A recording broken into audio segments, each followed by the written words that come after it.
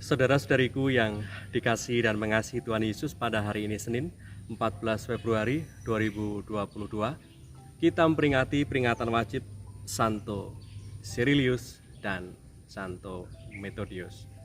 Menu sabda kita hari ini dari Injil Suci menurut Markus bab 8 ayat 11 sampai 13. Mari kita siapkan hati kita untuk mendengarkan sabdanya.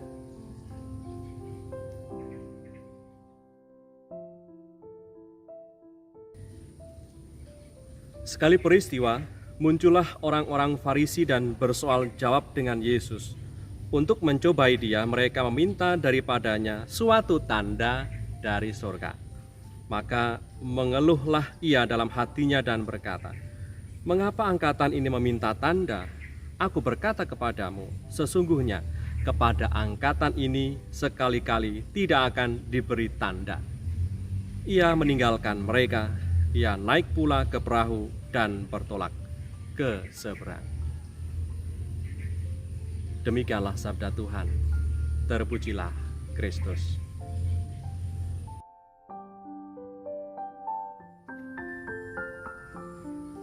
Saudara-saudariku yang terberkati, Tuhan kita Yesus Kristus sudah banyak melakukan ragam macam mukjizat. Orang mati dibangkitkan, orang kusta menjadi tahir, orang yang buta dibuat bisa melihat kembali, orang yang tuli bisa mendengar dengan baik, orang yang lidahnya keluh bisa berkata-kata dengan baik, orang yang lumpuh bisa berjalan kembali, dan ragam macam penyakit lainnya disembuhkan oleh Tuhan. Tentunya mukjizat yang dilihat oleh orang Farisi dan orang banyak pada waktu itu merupakan tanda dari surga, di mana ketika Allah berkenan melakukannya, maka terjadilah mukjizat yang bisa dilihat oleh mereka.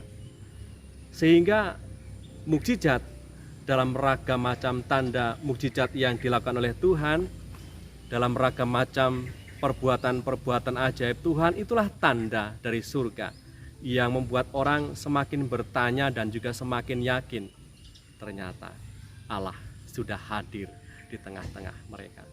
Namun dikisahkan dalam Injil hari ini, tetap saja orang-orang Farisi gagal untuk memahami mukjizat-mukjizat yang telah dilakukan oleh Tuhan itu sebagai tanda yang semakin menegaskan dan meyakinkan bahwa Allah sudah hadir di tengah-tengah mereka. Dan hari ini dikisahkan mereka minta lagi tanda dari surga supaya Tuhan melakukannya di hadapan mereka.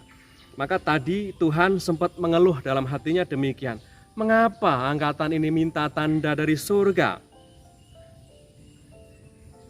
Pertanyaan Tuhan ini seringkali juga bisa mengarah kepadamu, kepada saya, kepada kita semua. Betapa sering kita juga seringkali menantikan tanda-tanda dari surga. Apalagi ketika kita menghadapi ragam macam penderitaan dan kesulitan. Kita mengharapkan dan mencari tanda dari surga, mencari yang luar biasa dan tidak biasa terjadi atas kesulitan, kerapuhan, dan kelemahan manusiawi yang sedang kita alami. Di saat kita menghadapi masalah yang tidak kunjung selesai, di saat kita mengalami kesulitan, kekurangan, kesedihan, ketakutan, sakit, penyakit yang sedang kita alami, kita tentunya sangat mengharapkan tanda dari surga. Segera saja Tuhan melakukan mukjizat untuk kita. Saudara-saudariku yang terberkati, dalam tiap ajaran Tuhan kita Yesus Kristus selalu mengajak kita untuk melihat tanda-tanda kehadiran Allah dalam hal yang biasa dan sederhana. Ia selalu mengumpamakan kerajaan Allah atau Allah yang meraja itu seperti seorang penabur yang keluar untuk menabur di ladangnya.